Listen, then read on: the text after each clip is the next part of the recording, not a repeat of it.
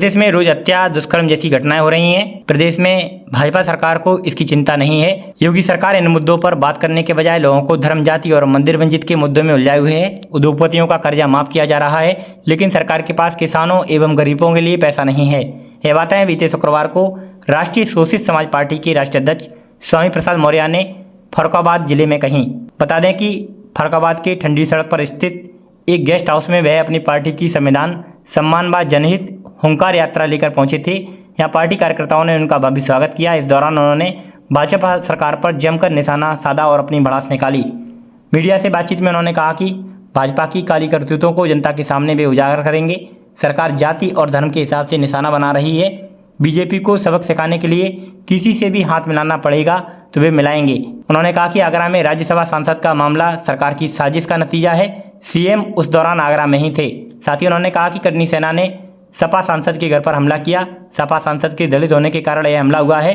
सरकार को रोजगार, शिक्षा की चिंता नहीं है। लोगों का ध्यान भटकाने के लिए बाबर और औरंगजेब जैसे मुद्दे भाजपा उठाती रहती है। उन्होंने कहा कि विकास की बात भाजपा की खोखली है। आइए देखें ये रिपोर्ट। आज देश और प्रदेश में सरकार जनता के प्रति जिम्मेदारी न निभाकर हवाई फायर कर रही है, जिसके नाते आज बड़े पैमाने पर देश में बेरोजगारी बढ़ी। जब से डबल इंजन की सरकारी नौकरियां गायब हो गई, जिसके नाते करोड़ों नौजवान बेरोजगारी का दंश झेल रहे हैं।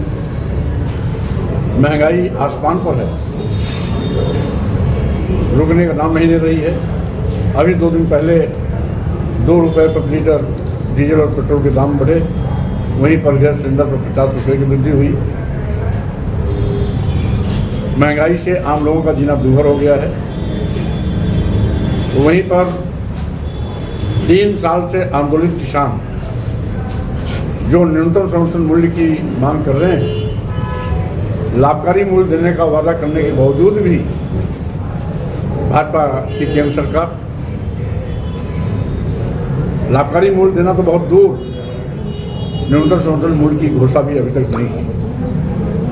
छुट्टा जानवर किसान की फसल चर के चौपट कर देते हैं, ये उन पर एक अलग से कहर टूट रहा है। वहीं पर आज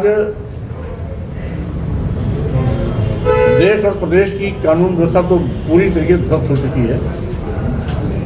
अभी परसों सुप्रीम कोर्ट ने भी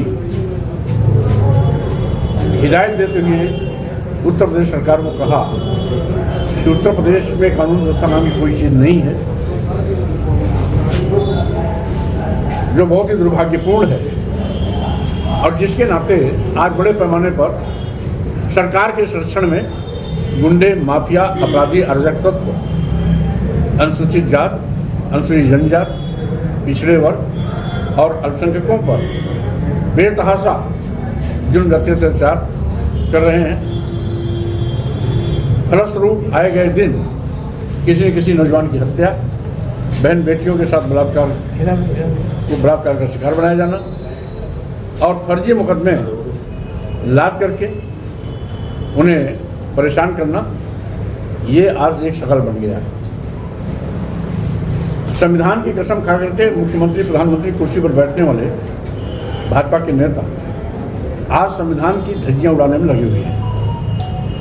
भारतीय संविधान के अनुच्छेद 15 में स्पष्ट इस बात का उल्लेख है कि धर्म, संप्रदाय, जाति, लिंग और जन्म स्थान के आधार पर किसी के साथ भेदभाव नहीं होगा। हमारा संविधान सेकुलर स्टेट की व्यवस्था देता है, फिर भी संविधान की कसम खाने वाले लोग ही इस देश में हिंदू मुस्लिम सौहार्द बिगाड़ने की कोशिश कर रहे हैं, भाईचारा को तार-तार कर रहे हैं। जबकि हिंदू, मुस्लिम, सिख, ईसाई, बौद्ध, जैन, पारसी जो भी भारत के हैं, उन सभी को संविधान बराबर का सम्मान देता है और किसी के साथ किसी प्रकार का भेदभाव न हो इसका स्पष्ट उल्लेख करता है। यही नहीं, उत्तर प्रदेश सरकार की सबसे बड़ी असफलता का एक जीता जाता नमूना अभी सामने आया। योगी की सरकार ने उत्तर प्रदेश में 27,000 प्राथमिक विद्यालय बंद किए, ये कहकर के कि स्कूल में छात्र नहीं है। हकीकत ये है कि विद्यालय में अध्यापक ही नहीं है। जब अध्यापक नहीं होगा तो कोई अभिभावक